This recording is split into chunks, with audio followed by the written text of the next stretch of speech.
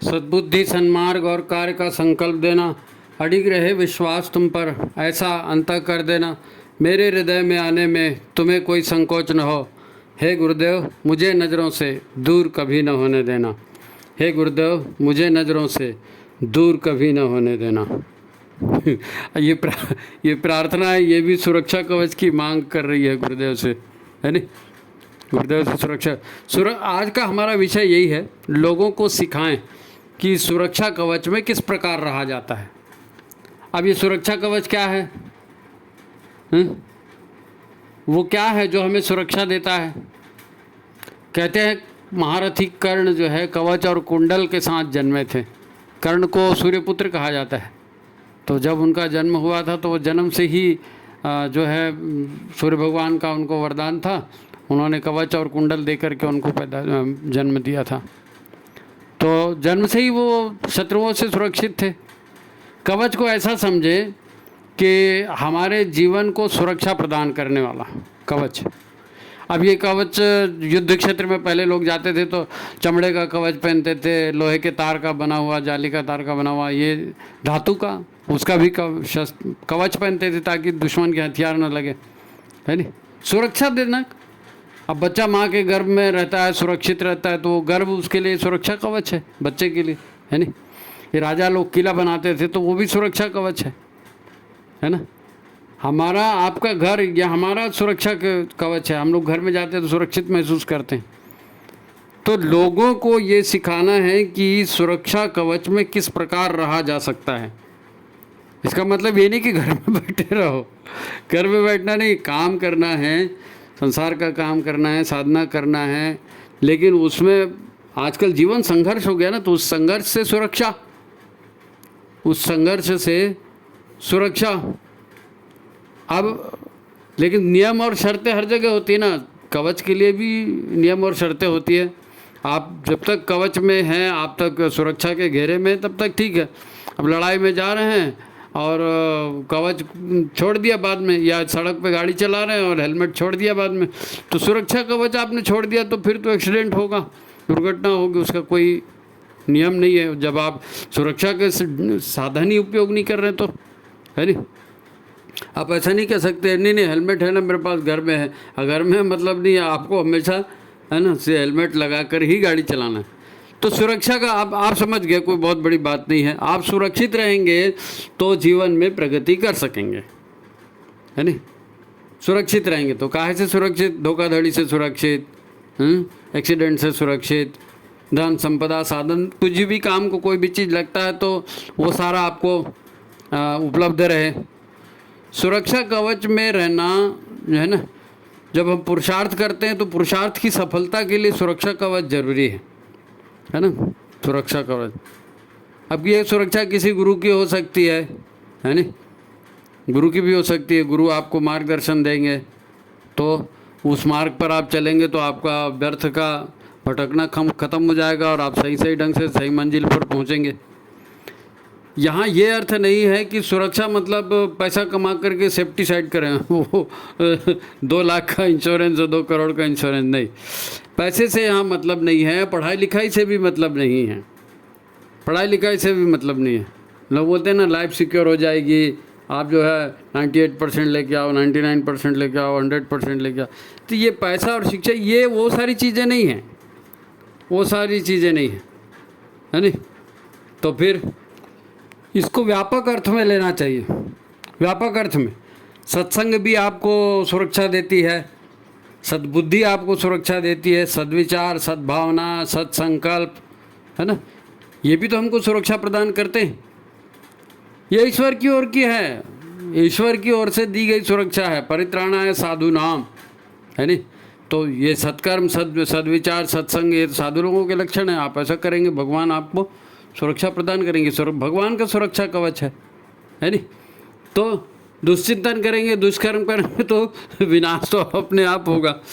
तो पैसा कौड़ी इन सब से इसका कोई मतलब नहीं है ना? बल्कि इसका उल्टा होता है। मतलब जो जितनी गरीबी में, जितनी मुसीबत में जीवन जीता है तो उसको उतना सीखने का अवसर मिलता है। और जो जितने पैसा वाला होता है और साधन सुविधाओं में जीता है तो उसको सीखने का अवसर नहीं मिलता है, संघर्ष का अवसर नहीं मिलता है नहीं। स्वामी विवेकानंद गरीबी में जिए थे, हैं? अब्दुल कलाम हमारे खुद राष्ट्रपति थे ना, अब्दुल कलाम जी, हमारे अभी के वर्तमान प्रधानमंत्री मोदी जी, इनका सबको बचपना देखो, कठिनाई में जिए हैं, संघर्ष करके जिए, इन्होंने ज़िंदगी को नज़दीक से देखा है। तो वो ज्ञान, वो सत्कर्म, वो सद्ज्ञान, वो उनका सुरक्षा कवच। तो ये सुरक्षा कवच हमको कैसे बनाना है? अब वो गुरु से मिल रहा है, गुरु मंत्र से मिल रहा है, साधना से मिल रहा है। आप अपनी तैयारी, सुरक्षा की तैयारी करके और जीवन को जिए। अरे प्रारब्ध से भी परिस्थितियाँ मिलती हैं लोगों को। प्रारब्ध आपका अच्छा है, जन्म से आप साधन सुविधा लेकर के आए हो, तो वो भी आखिर कर्म से ही मिला है आपको। आपने पिछले जन्मों में अच्छे कर्म किए थे तो आज आपको वो साधन सुविधाएं जन्म से उपलब्ध हैं, वो गुण आपको जन्म से उपलब्ध हैं। है नहीं, कई लोगों को देखा होगा ना, जन्मजात उनके पास गुण होता है। तो ये पुरुषार्थ हम करते हैं, सत्कर्म हम करते हैं, तो यही हमारे लिए सुरक्षा कवच का काम करता है। यही हमारे लिए सुरक्षा कवच का काम करता है। गुरु की कृपा, ईश्वर की कृपा, ये सब उसमें। तो इस कृपा में हम रहें कैसे, इस कृपा में हम रहें कैसे, ये हमको देखना है। ये हमारा विषय है ना।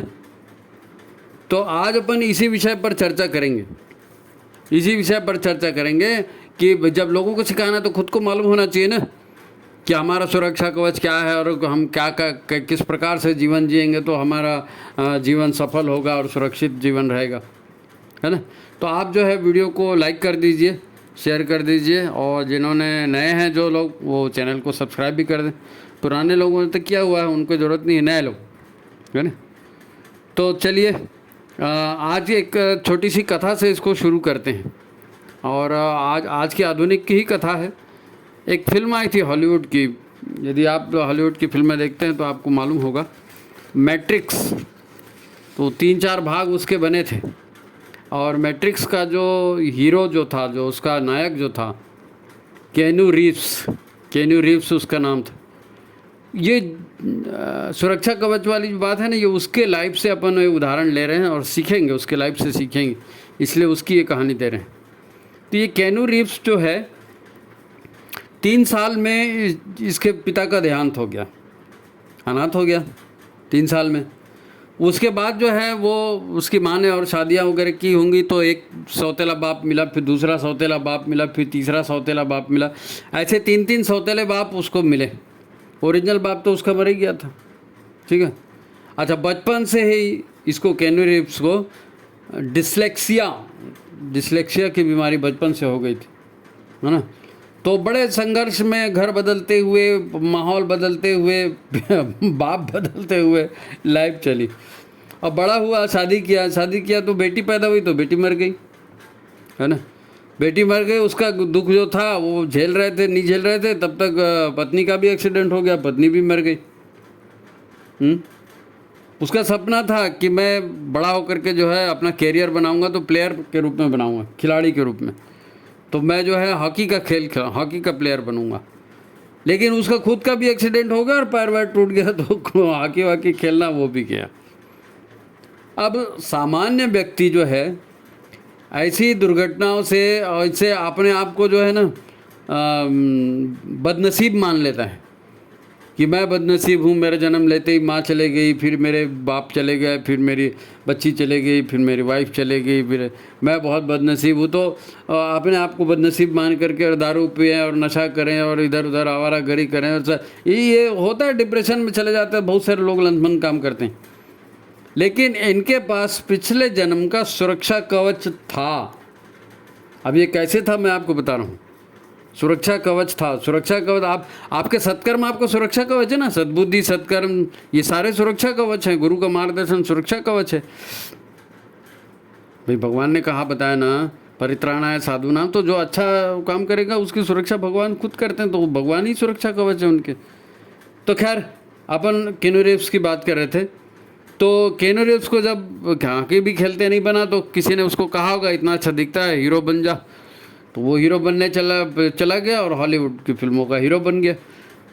और वहाँ तो अच्छा खासा कमाने लगा, क्योंकि और कोई काम था नहीं, मन लगा कर उसने एक्टिंग किया और अच्छा खासा पैसा कमाने लगा। तो ये मैट्रिक्स फिल्म में उसको चांस मिला, मैट्रिक्स फिल्म में उसको चांस मिला। तो ये देखो, पिछले 6 जन के कर्म अच्छे थे ना, तो सफलता, भगवान 4 रास्ते बंद करता है तो 5वां रास्ता खोल भी देता है ना।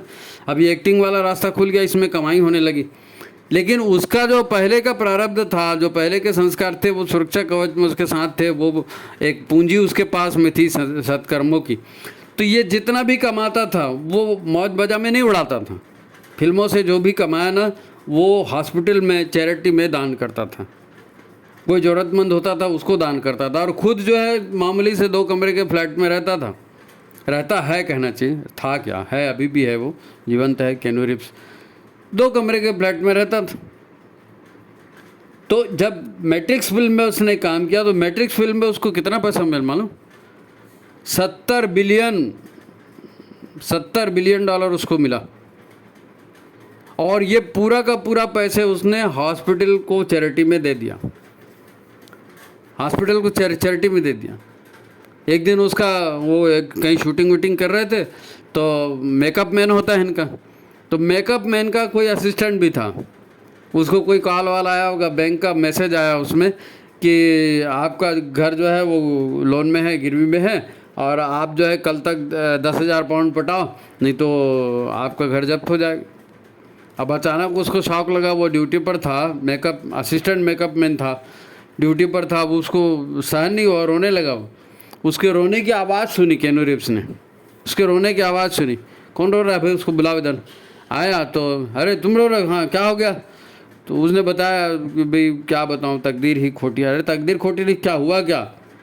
मतलब ऐसा ऐसा बैंक का नोटिस आया, कल तक 10,000 डॉलर देना है, मेरे पास पैसा है नहीं। तो केनू रीव्स उसी समय अपने मेकअप मैन के असिस्टेंट को उसी समय 10,000 डॉलर, 10,000 रुपये नहीं, 10,000 डॉलर तुरंत उसको चेक काट करके दे दिया, ले भाई पैसा। तो ये अच्छी आदतें, अच्छे संस्कार, ये भी आपके सुरक्षा कवच हैं। ये जो दान देने की प्रवृत्ति है, ये भी आपकी सुरक्षा कवच है, क्योंकि ये सत्कर्म है ना। सत्कर्म हमेशा सुरक्षा ही प्रदान करते हैं, सत्कर्म हमेशा सुरक्षा प्रदान करते हैं। छोटे छोटे मानवीय गुण हैं, मानवीय गुण हैं। जैसे आप बोलोते ना कि संतोष रखा करो, संतोष रखा करो, जितना मिल गया उतना ठीक है, उसमें तसल्ली। जाए भी राखा है राम ताही भी दे रही है, साईं इतना दीजिए जामे कुटुंब समाए, संतोष। तो ये भी आप सुरक्षित रहेंगे। हाय हाय नहीं करेंगे तो जीवन में शांति बनी रहेगी, है ना। जैसे गुरुदेव कहते हैं कि भाई अपने एक एक बुराई का त्याग करो, तो एक एक बुराई का त्याग करेंगे तो बुराइयां आपके भीतर से ख़त्म होते जाएंगे, तो दुर्व्यसन नहीं होगा, कुसंग नहीं होगा, तो अच्छे कर्म होंगे। तो ये भी आपका कवच है, सुरक्षा कवच है नहीं।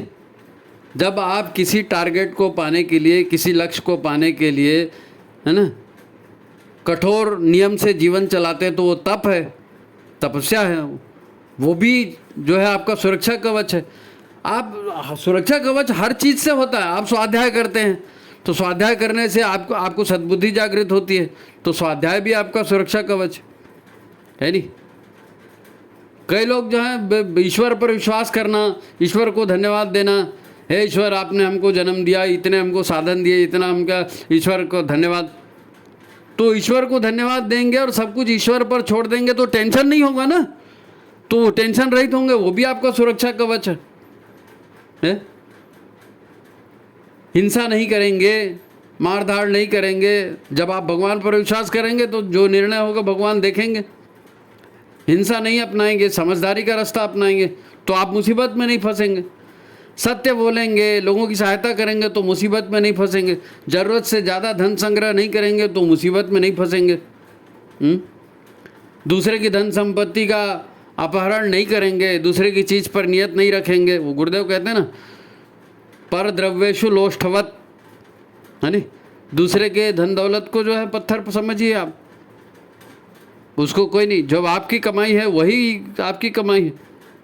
अब फिर ब्रह्मचर्य से जीवन जिएंगे, ईश्वर को सर्वव्यापी न्यायकारी मानकर उसके अनुशासन में, तो ये संतोष, तप, स्वाध्याय, ईश्वर प्राणिदान, अहिंसा, सत्य, अपरिग्रह, अस्तेय, ब्रह्मचर्य, ये 5 यम है और 5 नियम है।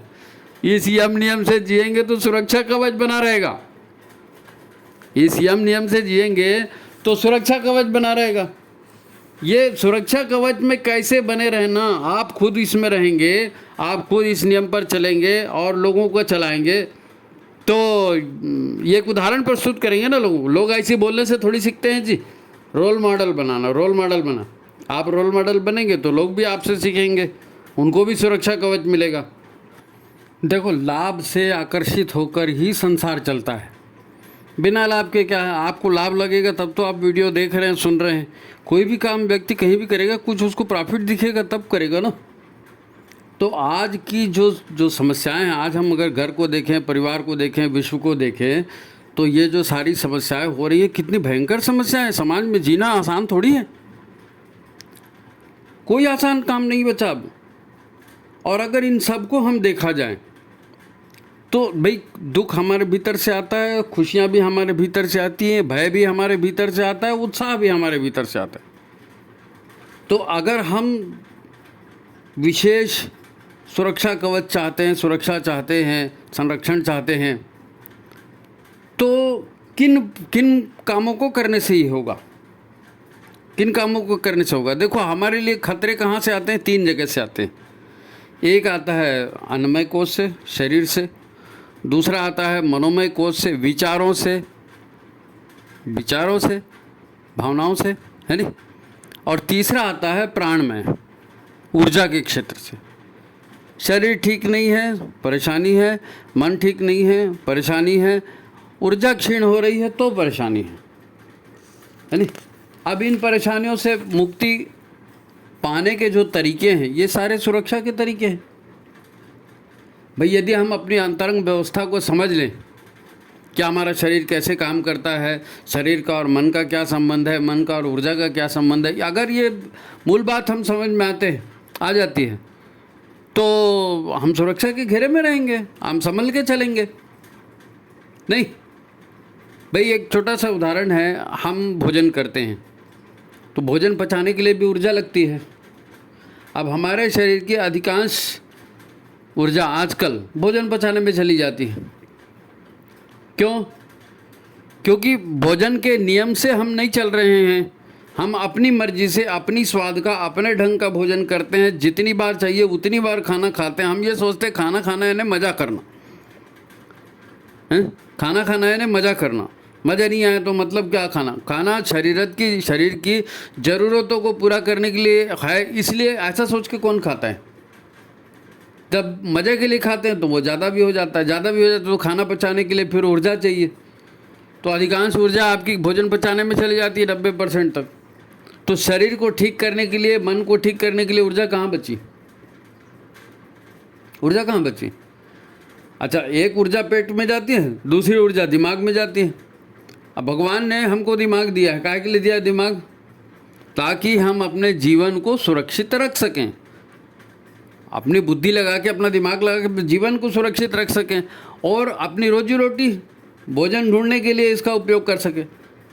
अब हम भोजन ढूंढने के लिए, रोजी रोटी के लिए तो इसका उपयोग नहीं करते, हम करते हैं इसका उपयोग सपने देखने के लिए, भावनाओं की संतुष्टि के लिए, अपेक्षाओं की संतुष्टि के लिए, कामनाओं की पूर्ति के लिए। क्या करते हैं? ऐसा तो करना है मगर होगा कैसे? लगाओ दिमाग। ऐसा तो करना है मगर होगा कैसे? उसको ऐसे रोकना है मगर होगा कैसे? अब वो दिमाग पूरा इधर लग रहा है और जो हो नहीं सकता उधर दिमाग लग रहा है, और लगा के होगा क्या? होने के लायक काम होगा तो होगा, नहीं होने के लायक होगा तो कहाँ से होगा? लेकिन आपकी पूरी ऊर्जा एक तो आपको भोजन में लग रही है पचाने में, और भोजन से जो कुछ भी मान लो बची तो आधा से ज़्यादा वो दिमाग खा रहा है। अब आपके पास ऊर्जा की खपत जहाँ होती है ना, अगर ये ऊर्जा ही नहीं बचेगी तो फिर आपका ध्यान में कहाँ मन लगेगा जी? साधना में कहाँ मन लगेगा? फटाक से शरीर थक जाएगा, पैर थक जाएंगे, बैठते नहीं बनेगा, सुनते नहीं बनेगा, सोते सोते नींद आने लगेगी। ये जितनी चीज़ें, ये सब चीज़ें ऐसे ही होती हैं, ये सब चीज़ें ऐसे ही होती हैं। अधिकतर ऊर्जा हम फालतू के कामों में लगा देते हैं, इसलिए फिर हमारा काम नहीं होता है। तो यदि हम सुरक्षित रहना चाहते हैं, सुरक्षा के घेरे में रहना चाहते हैं, तो थोड़ा सा आत्मसंयम रखना पड़ेगा, है नहीं? आहार के ऊपर पे, विचारों के ऊपर पे, हैं? अब धन से परेशानी होती है तो धन का संयम कैसे रखेंगे, उसके ऊपर करना पड़ेगा। मनमाने ढंग से खर्चा, देखो पैसा कमाना और पैसा बचाना दोनों एक ही चीज़ है। आप अनाप शनाप पैसा कमा रहे हो और अनाप शनाप खर्चा भी कर रहे हो, बच कुछ ही नहीं रहा, तो मतलब क्या निकला? 10,000 कमा रहे हो और 5,000 बचा रहे हो तो काफ़ी कुछ कर रहे हो। तो बचाने में कोई एक्स्ट्रा मेहनत नहीं करनी पड़ती। कम खाएंगे तो ऊर्जा बचेगी, फालतू की चीज़ें कम सोचेंगे तो ऊर्जा बचेगी, हैं? अब फालतू अनाप शनाप खर्चा नहीं करेंगे तो पैसा भी बचेगा। तो वही तो गुरुदेव ने कहा ना, अर्थ संयम, इंद्रिय संयम, समय संयम, विचार संयम का सतत अभ्यास करेंगे तो ऊर्जावान बने रहेंगे। भाई ऊर्जा आती है सुख के अनुभव से, प्रेम पाने से, प्रेम देने से, प्राणायाम करने से, व्यायाम करने से। सुखी संतुष्ट व्यक्ति है वही तो ऊर्जावान बनेगा। जो तनाव में है, टेंशन में, वो उसके पास ऊर्जा कहाँ से आएगी, है नहीं? अब जो है केवल घर में, है नहीं, पति पत्नी का तालमेल ही हो जाए, दोनों एक दूसरे से संवाद की स्थितियां बना करके रखें, तो बहुत सारी ऊर्जा बच जाएगी आपकी, और घर में प्रसन्नता का वातावरण बनेगा। वो अलग, वो एक कॉमेडी तो नहीं कहते, एक सूत्र है, कहना जी आप ध्यान से सुनो इसको, कि घर का पुरुष अगर परिवार का सिर है, घर का पुरुष अगर परिवार का सिर है, तो घर की महिला उस सिर की गर्दन है, और जिधर गर्दन घूमेगी उधर सिर को भी घूमना पड़ेगा। है? तो महिला का काम है कि पति को सिर दर्द ना होने दे, और पति का काम है कि महिला को भी इधर ज़्यादा घुमाने की कोशिश मत करे। मजाक कर रहा हूँ मैं, लेकिन पति पत्नी मिलके घर चलते हैं तो दोनों के बीच में तालमेल होना, अधिकांश लोगों का तो उसी में टेंशन में सब दिमाग चला जाता है जी, इधर उधर क्या। अब ऋषि कहते हैं कि शरीर माध्यम खलु धर्म साधनम, है ना? शरीर, हमने कहा ना, स्थूल शरीर, अन्नमय कोश, मनोमय कोश और ऊर्जामय कोश। अब ये तीनों एक दूसरे से कनेक्टेड हैं। अब हमारे यहाँ ऋषियों ने भी इसी चीज़ को कहा है कि शरीर माध्यम है धर्म साधना का, है ना? शरीर और मन ही जो है, इसी से तो धर्म कार्य होते ना।